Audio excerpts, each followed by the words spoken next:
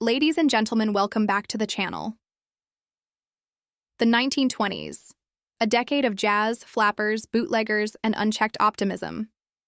The music is fast, the dresses are shorter, and the cities pulse with a new kind of energy. A time when fortunes were made overnight, speakeasies thrived in the shadows, and the entire nation seemed caught in an unstoppable wave of change. But was it really the most exciting decade in American history? At the heart of the Roaring Twenties was an economic boom unlike anything the country had seen before. The stock market soared, wages rose, and consumer culture took off with the introduction of mass-produced goods. Henry Ford's assembly line made cars affordable for the average American, turning the automobile into a symbol of freedom and modernity. Radios brought entertainment into homes, department stores flourished, and advertising shaped the desires of a nation hungry for more. It was a time of endless possibility, until it all came crashing down. The Cultural Revolution of the 1920s redefined what it meant to be American. The rigid social norms of the past were unraveling as women cut their hair into sleek bobs, danced the Charleston, and openly challenged expectations. The passage of the 19th Amendment in 1920 granted women the right to vote, marking a turning point in gender equality. Meanwhile, the Harlem Renaissance ignited a golden age of Black artistry, with figures like Langston Hughes and Duke Ellington shaping the future of American music and literature. It was a decade of jazz, of poetry, of rebellion against the old order. But beneath the glamour, a darker side emerged. Prohibition, intended to create a more moral society by banning alcohol, had the opposite effect.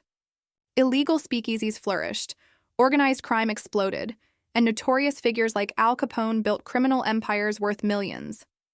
Law enforcement struggled to keep up as the country descended into a battleground between bootleggers, corrupt officials, and an eager public that refused to give up their drinks. Despite the extravagance of the decade, storm clouds were gathering.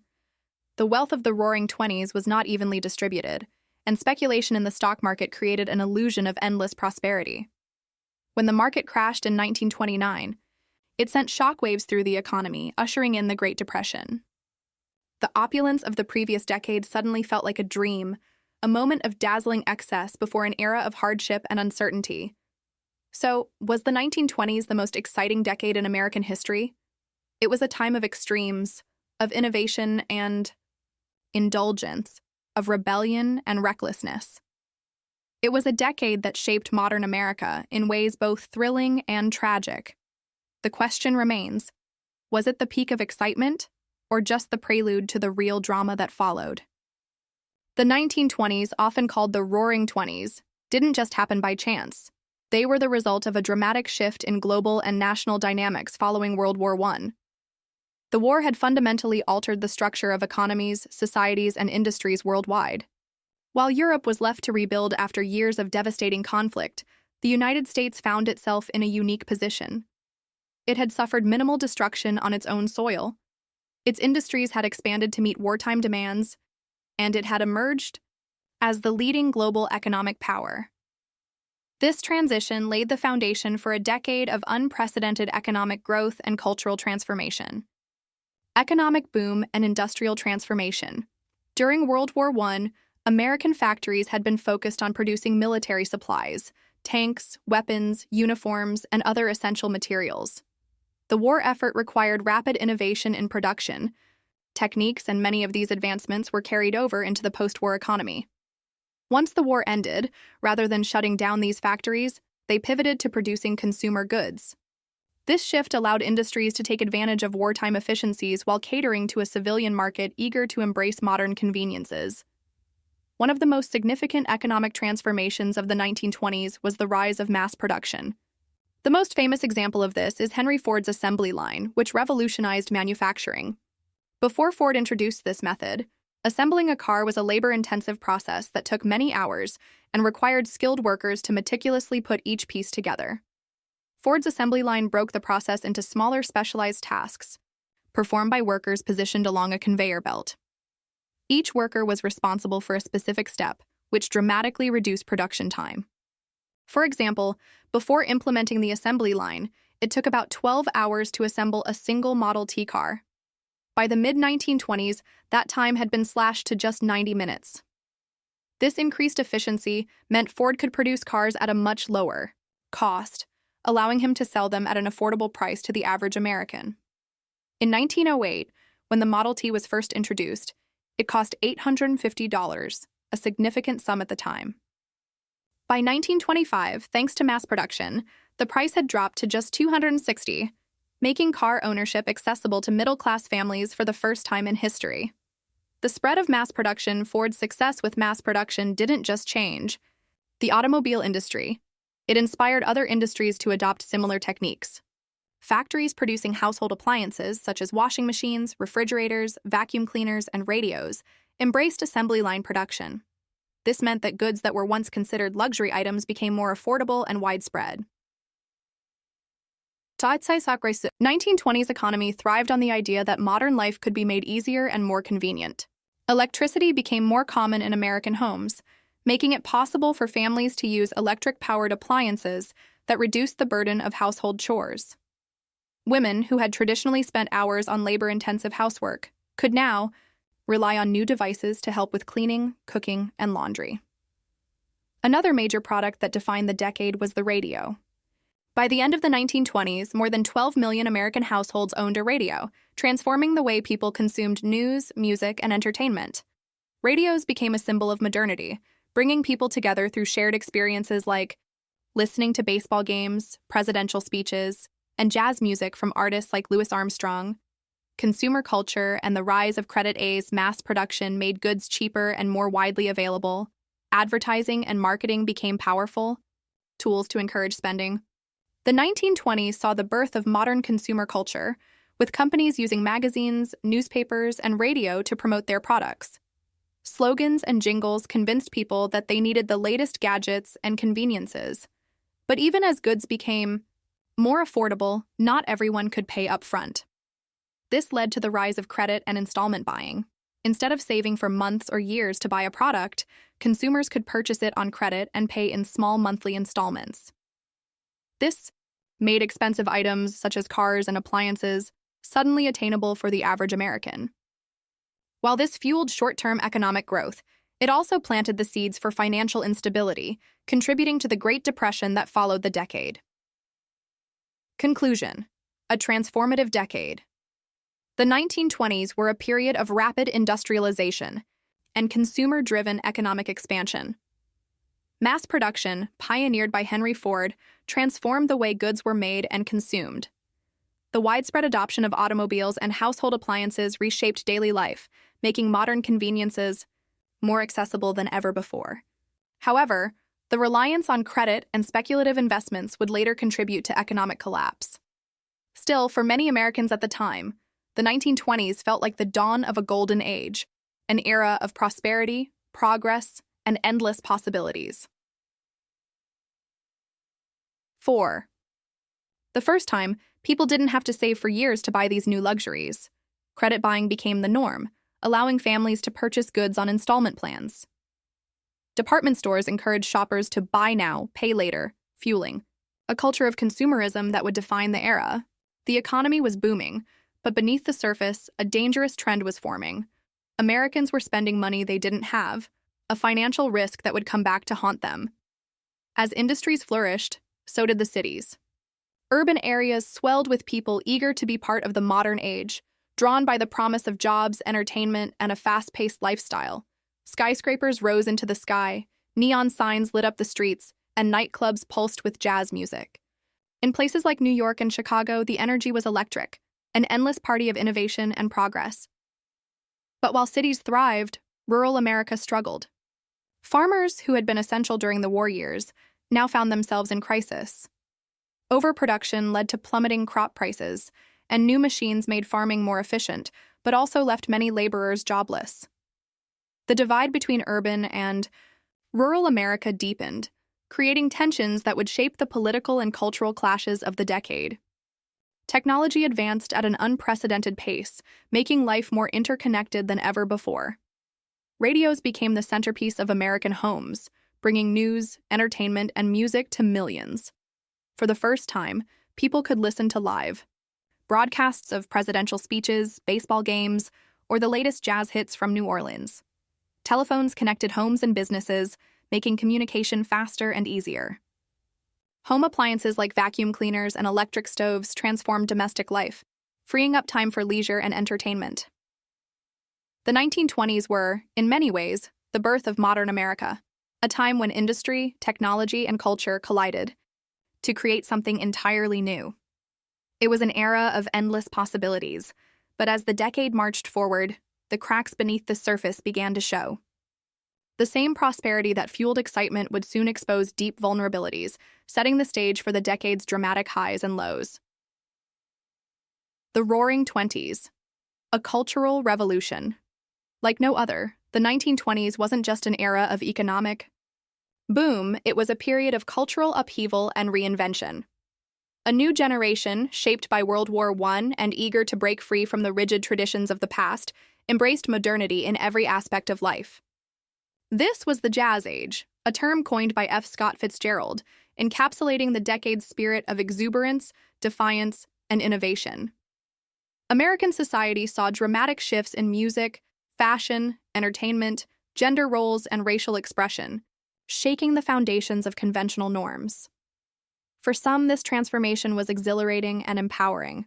For others, it was deeply unsettling, as it challenged long-standing values. At the core of this revolution was jazz music, an art form that reflected the dynamism, improvisation, and rebelliousness of the era. Jazz, the soundtrack of the 1920s, origins and rise of jazz, emerged from the African-American communities of the South, particularly in New Orleans, where it developed from a fusion of blues, ragtime, and traditional African rhythms. The genre was deeply rooted in Black cultural expression, embodying a mix of sorrow, joy, resilience, and rebellion. Improvisation, a defining feature of jazz, allowed musicians to break free from structured compositions and create spontaneous, emotionally charged performances. During the Great Migration, 1916-1970, millions of African Americans moved from the South to urban centers in the North, bringing jazz with them. Cities like Chicago, Kansas City, and New York became major hubs of the new sound, with Harlem, in particular, emerging as its epicenter. The Harlem Renaissance, a Black cultural awakening. The Harlem Renaissance was more than just a musical movement, it was a cultural revolution that celebrated African American identity, creativity, and intellectual thought. Harlem, a neighborhood in New York City, became a gathering place for Black musicians, writers, poets, and thinkers who redefined what it meant to be Black in America. Literary voices, writers like Langston Hughes and Zora Neale Hurston used poetry and prose to capture the spirit of the times, exploring themes of racial pride, heritage, and social justice. Hughes's poetry in particular was deeply influenced by jazz rhythms, reflecting the syncopation and energy of the music itself. Musical pioneers. Musicians like Louis Armstrong, Duke Ellington, and Bessie Smith revolutionized music, introducing bold new sounds and techniques that broke away from traditional Western musical structures. Armstrong's trumpet solos showcased virtuosic improvisation, while Ellington's big band compositions elevated jazz to a more sophisticated art form. Harlem's legendary jazz clubs, venues like the Cotton Club and the Savoy Ballroom, became the beating heart of the jazz scene. Though the Cotton Club was segregated, Black performers played for white audiences. It provided a national platform for jazz, broadcasting performances on the radio to listeners across the country. Meanwhile, the Savoy Ballroom was known as the home of happy feet, where people of all backgrounds came together to dance to the latest jazz hits. The impact of jazz on society breaking down racial barriers, while segregation still defined much of America, jazz helped to break down racial barriers in urban centers. White audiences flocked to Harlem's jazz clubs, eager to experience the thrill of Black artistry. Though racism was still prevalent, jazz provided a rare space where people from different racial backgrounds could mix, at least for the duration of a performance. Additionally, the Harlem Renaissance elevated Black voices in literature, art, and music, challenging the racist stereotypes that had long dominated mainstream American culture. For the first time, Black artists and intellectuals were gaining widespread recognition for their contributions. Defying social norms and gender roles, jazz also played a significant role in redefining gender roles. Women, particularly flappers, embraced a newfound sense of independence and defiance against Victorian-era expectations. The flapper was a symbol of modern womanhood. She wore short dresses, bobbed her hair, smoked, drank, and danced to jazz. She rejected the idea that women should be passive, quiet, and obedient, instead embracing a lifestyle that emphasized freedom, pleasure, and self-expression. Female jazz performers like Bessie Smith, the Empress of the Blues, and Ma Rainey pushed boundaries in both music and society. Their bold lyrics and powerful performances addressed themes of love, heartbreak, and female empowerment, challenging traditional gender expectations. Jazz and the changing entertainment industry. The rise of jazz coincided with other major cultural shifts in entertainment, radio. For the first time, people could hear jazz performances in their homes, making the music more accessible than ever before. By 1929, more than 12 million households owned radios, tuning in to hear the latest jazz hits from across the country. Movies.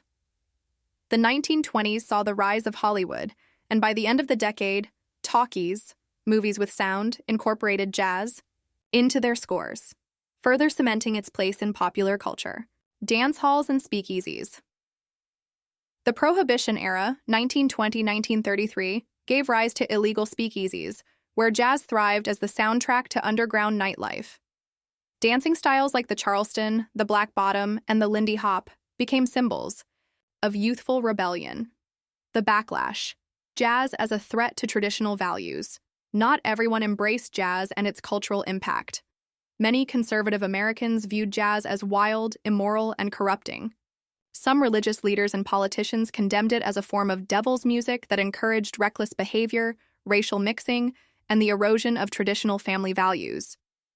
Critics argued that jazz's improvisational style was chaotic and undisciplined, a sharp contrast to the structured music of the past. Additionally, the popularity of jazz among young women, who attended jazz clubs, danced provocatively, and embraced flapper culture, was seen as a direct challenge to the traditional roles of women as homemakers and caretakers. Despite these criticisms, jazz could not be contained. It was too exciting, too vibrant, and too reflective of the changing times. Conclusion: the lasting legacy of jazz in the 1920s. The 1920s was a decade of bold cultural transformation, and jazz was at the center of it. More than just a music genre, jazz symbolized a new way of thinking and living, one that embraced freedom, innovation, and self-expression. From the rise of the Harlem Renaissance to the defiance of gender norms, jazz influenced every aspect of society, shaping fashion, literature, dance, and entertainment. Even as critics tried to resist its influence, jazz only grew stronger, paving the way for future musical revolutions like swing, rock and roll, and hip-hop. The jazz age may have ended with the onset of the Great Depression, but its spirit lives on today. Jazz remains a powerful symbol of creativity, resilience, and cultural exchange, a testament to the profound impact of the Roaring Twenties on American history. But jazz was more than just music. It was a way of life. It fueled the rebellious spirit of the era, and nowhere was this more evident than in the rise of the flapper. Young women, rejecting the restrictions of the past, chopped off their hair into sleek bobs, wore short dresses that shocked their parents, and danced the Charleston in smoky clubs. They smoked in public, drank in speakeasies, and embraced newfound freedoms that had been unthinkable just a decade earlier. The passage of the 19th Amendment in 1920 had granted women the right to vote, and with it came a new sense of independence. Flappers were more than a fashion trend. They were a symbol of a generation refusing to be bound by outdated expectations. While jazz and flappers reshaped social norms, Hollywood was reshaping entertainment. The 1920s saw the rise of mass media, and nothing captured the public's imagination quite like the movies. Silent films had already made stars out of actors like Charlie Chaplin and Rudolph Valentino, but in 1927, everything changed with The Jazz Singer, the first feature-length film with synchronized sound. The birth of the talkies revolutionized cinema, turning movie-going into a national obsession. Theaters sprang up in cities and small towns alike, making film the most powerful form of storytelling in the modern era. Movie stars became household names, their images splashed across magazines, influencing fashion and beauty trends. It wasn't just the silver screen that created icons. Sports were experiencing their first golden age, giving rise to larger-than-life heroes. Baseball, already America's pastime, was dominated by one man, Babe Ruth, the Sultan of SWAT, shattered home run records, turning the New York Yankees into a dynasty and making baseball games a must-see spectacle. Boxing, too, had its champions, with Jack Dempsey drawing record-breaking crowds. Sports stars were more than just athletes. They were celebrities, admired for their skill, charisma, and almost mythical status in American culture. The Jazz Age was a time of defiance, expression, and transformation. The old world was fading, replaced by something faster, louder, and more daring. Yet for all its glitz and energy, this cultural revolution was not without controversy. Traditionalists viewed the rapid changes with alarm, condemning jazz as immoral and flappers as reckless. The tension between old and new, between past and future, would continue to define the decade, as the Roaring Twenties hurtled toward its inevitable climax. Prohibition in the 1920s, a grand experiment gone wrong. The 1920s were a time of bold ambition and deep contradictions, and no policy embodied this paradox more than prohibition. The idea behind it was simple: ban alcohol, and society will improve. Supporters believed that without liquor, crime would drop, families would be stronger, and the workforce would be more productive. Instead, prohibition had the opposite effect. Crime skyrocketed, corruption spread, and alcohol consumption became more widespread than ever before. This era wasn't just about banning booze. It was about the clash between traditional values and modern realities, between moral reformers and rebellious citizens, and between law enforcement and an unstoppable black market. The origins of Prohibition, the 18th Amendment and the Volstead Act. Why ban alcohol? The movement to ban alcohol had been building for decades, long before the 1920s. The roots of Prohibition can be traced back to the temperance movement, which began in the early 19th century. Supporters of temperance, many of whom were religious, groups, women's organizations, and moral reformers, argued that alcohol was responsible for crime and violence, especially domestic abuse poverty, as men squandered their wages on drinking workplace accidents, particularly in factories. Moral: decay leading to vice, gambling, and corruption. During World War I, 1914-1918, Prohibition gained even more momentum. With the U.S. at war, grain was needed for food, and many argued it should not be wasted on alcohol. Additionally, anti-German sentiment fueled the push for a ban. Many of America's biggest breweries were owned by German immigrants, and banning beer was seen as a patriotic move. The 18th Amendment, 1919, and the Volstead Act, 1920, the Prohibition movement finally succeeded with the ratification of the 18th Amendment in 1919, which banned the manufacture, sale, and transportation of alcoholic beverages. However, the amendment did not make it illegal to drink alcohol, only to produce and distribute it. To enforce the 18th Amendment, Congress passed the Volstead Act, which set strict regulations on alcohol production and gave law enforcement the power to shut down breweries, distilleries, and saloons. But this law had one major flaw. It was nearly impossible to enforce on a national scale.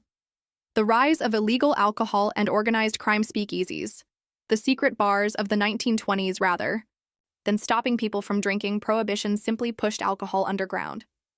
Hidden bars known as speakeasies popped up in every major city, often in basements, behind unmarked doors, or inside businesses posing as legitimate establishments.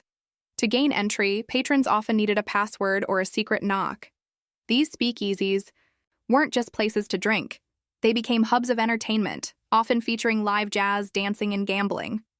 It's estimated that New York City alone had between 30,000 and 100,000 speakeasies during Prohibition.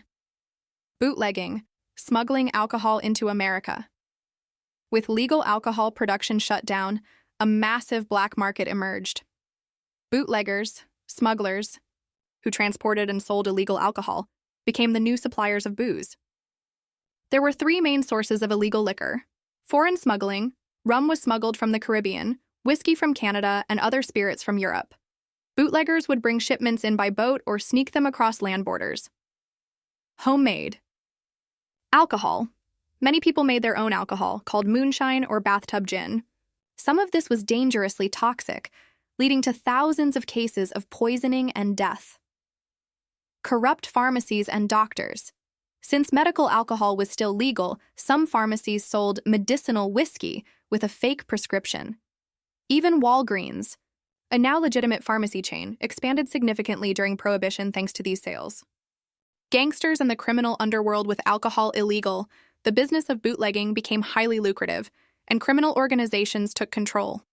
Gangsters like Al Capone in Chicago, Lucky Luciano in New York, and Bugs Moran built empires by controlling the alcohol trade. They bribed police officers, politicians, and judges to look the other way. The illegal liquor business also led to violent turf wars between rival gangs fighting for control over supply routes and speakeasies. One of the most infamous incidents was the St. Valentine's Day Massacre, 1929, where Al Capone's men gunned down 7 members of a rival gang in broad daylight. By the mid-1920s, it was clear that organized crime had become richer and more powerful than ever before, all because of Prohibition. Why Prohibition failed. The public didn't stop drinking.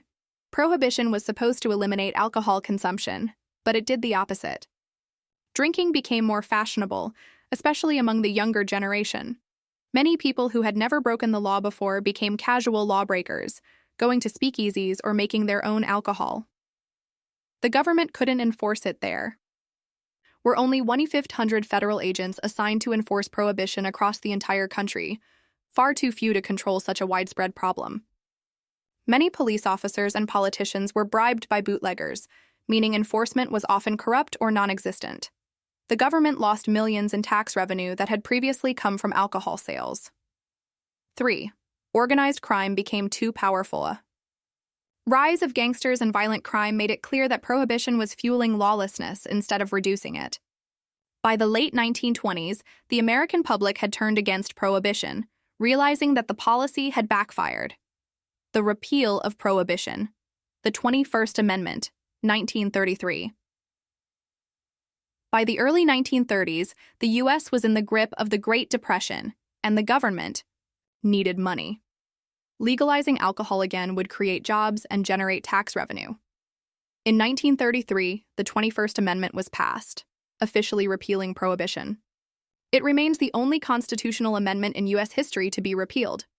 With the return of legal alcohol, organized crime lost much of its grip on the liquor trade, and many speakeasies either closed or became legitimate bars.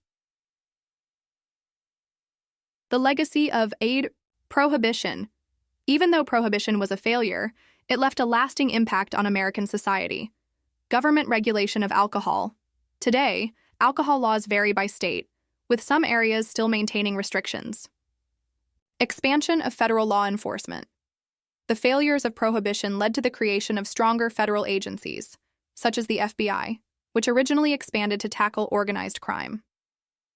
The rise of organized crime. Many of the criminal empires that started during Prohibition, like those of the Mafia, continued long after it ended. Conclusion.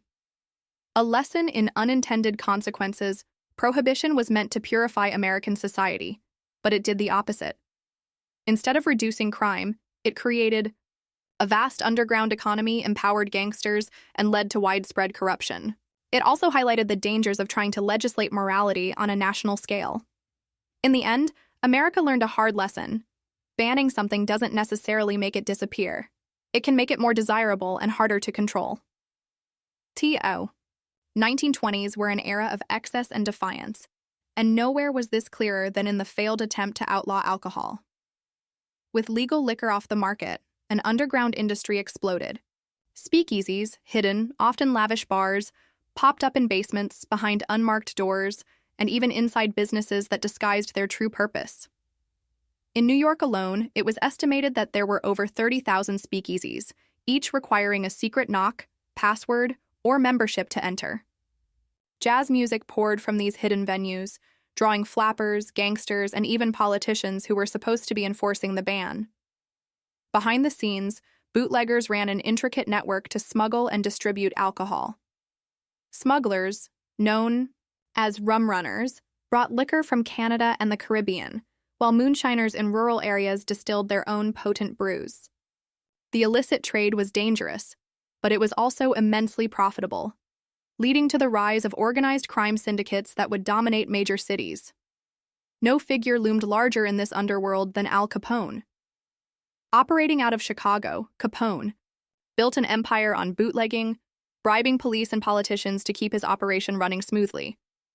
He wasn't just a criminal, he was a celebrity, seen as both a ruthless mobster and a kind of modern-day Robin Hood. At his peak, Capone's empire was making over $100 million a year, a staggering sum for the time. But with power came violence, and gang wars erupted as rival factions fought for control of the lucrative liquor trade. Law enforcement was woefully unprepared for the rise of organized crime. Corruption ran deep, with police officers and politicians often on gangsters' payrolls. Even federal agents struggled to make an impact, despite numerous attempts to bring Capone down. It wasn't until 1931 that he was finally convicted, not for murder or bootlegging, but for tax evasion. By the end of the decade, it was clear that Prohibition had failed. Crime was worse than ever, alcohol was still widely available, and the government was losing billions in potential tax revenue. The public, once supportive of the ban, now viewed it as a disastrous experiment. Though Prohibition wouldn't be repealed until 1933, the 1920s had already proven one thing. Trying to legislate morality could have unintended and deadly consequences. The 1920s were a time of rapid change, not just in music, fashion, and technology, but in the very fabric of American society. Beneath the surface of the Roaring Decade, deep social tensions were brewing, clashes over race, immigration, religion, and political ideology that would shape the nation for years to come.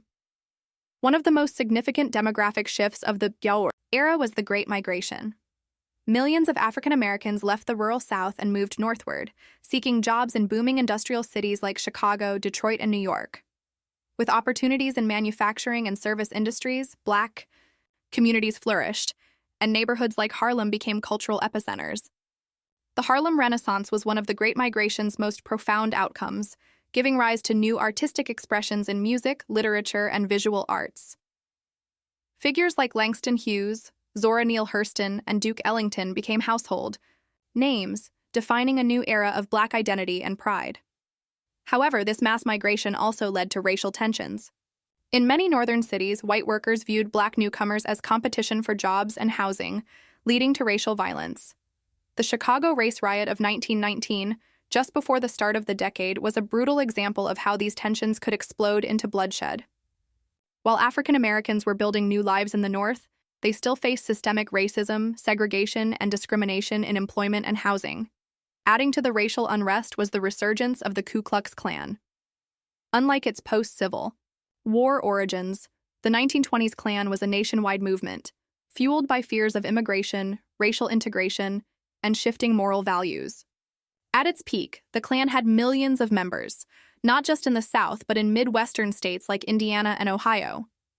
They didn't just target African Americans, they also directed their hate toward Catholics, Jewish Americans, immigrants, and anyone who didn't fit their vision of a pure America. The Klan held massive rallies, burned crosses, and even influenced local and state politics. But by the late 1920s, internal corruption and scandals weakened their influence, and membership declined. Religious and cultural tensions played out not just in politics, but in the courtroom. The Scopes trial of 1925, also known as the Monkey trial, was a dramatic showdown between modern science and religious fundamentalism. When John Scopes, a high school teacher in Tennessee, was put on trial for teaching evolution in violation of state law, the case became a national spectacle. On one side was famed lawyer Clarence Darrow, defending science and intellectual freedom. On the other was William Jennings Bryan, a staunch Christian and three-time presidential candidate, arguing that evolution undermined biblical teachings. The trial symbolized the larger struggle between traditional values and the new, progressive ideas sweeping the country. Though Scopes was found guilty and fined, the trial exposed the deep divide between rural religious conservatism and urban intellectualism. The fear of change wasn't limited to science. It extended to politics as well. The Red Scare, a nationwide fear of communism, swept through America in the wake of the Russian Revolution. Many Americans, particularly business leaders and government officials, feared that radical leftist ideas would take root in the U.S. This fear led to crackdowns on labor unions, socialist organizations, and immigrant communities. The infamous Palmer raids of 1919-1920 saw thousands of suspected radicals arrested, many of whom were immigrants who had committed no crimes other than holding unpopular political beliefs. The government deported hundreds of foreign-born leftists, including anarchist leaders like Emma Goldman. The 1920s were often portrayed as a carefree, glamorous era, but beneath the surface, it was a decade of conflict. While America was advancing, in many ways, old prejudices and fears remained deeply entrenched. The battle between progress and tradition, between inclusion and exclusion, would continue to shape the country long after the Roaring Twenties came to an end. By the late 1920s, America seemed unstoppable. The stock market was soaring, businesses were expanding, and the belief that prosperity would last forever became a national obsession. From Wall Street to Main Street, everyone wanted a piece of the action. Investing wasn't just for the wealthy. Ordinary Americans, including teachers, factory workers, and even farmers, poured their savings into stocks, convinced that prices would only go up.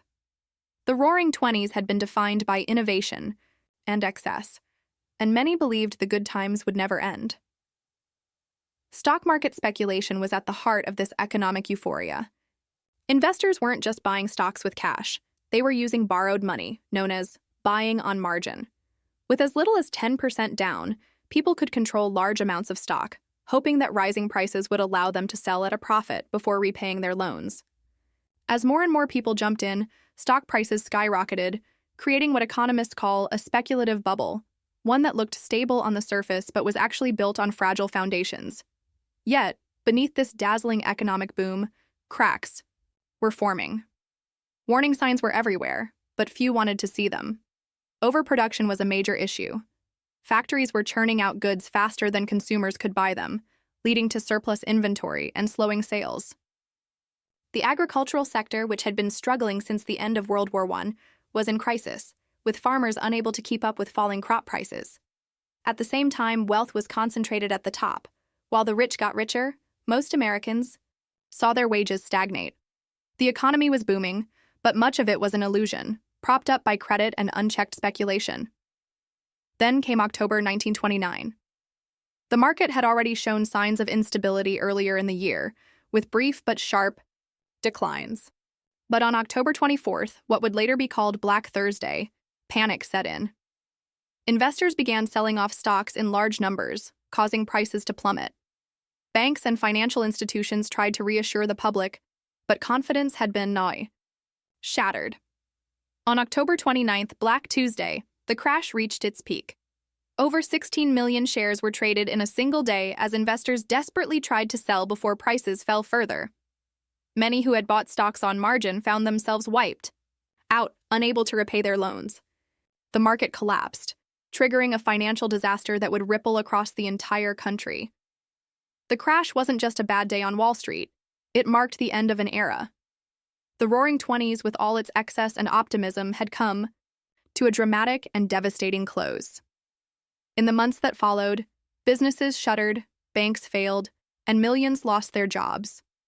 What had once seemed like an age of endless prosperity quickly spiraled into the Great Depression, the worst economic crisis in American history. The decade that had promised unlimited growth ended in uncertainty and despair. The same reckless optimism that had fueled the boom had now led to ruin. The 1920s had been a thrilling, transformative time, but its final lesson was a harsh one. No economic bubble can last forever. The 1920s were a decade like no other, an era of stunning highs and crushing lows, of innovation and excess, of progress and deep social conflict. It was a time when jazz redefined music, Hollywood shaped modern celebrity culture, and a new generation challenged the traditions of the past. The economy soared to unimaginable heights, but reckless speculation led to one of the worst financial disasters in history. Prohibition was meant to promote morality, but instead fueled organized crime and lawlessness. The decade brought cultural revolutions with the Harlem Renaissance and the rise of the flapper, yet also saw a resurgence of the Ku Klux Klan and fierce racial tensions. It was a time of contradictions, of boundless optimism and looming disaster. So, was the Roaring Twenties the most exciting decade in American history, or was it the most reckless? Was it an era of unstoppable progress, or a cautionary tale of what happens when excess goes unchecked? One thing is certain: the 1920s were unforgettable. They shaped the modern world in ways that are still felt today. But now, we want to hear from you. What do you think? Was the Roaring Twenties the most thrilling decade in American history, or just the most chaotic? Let us know in the comments.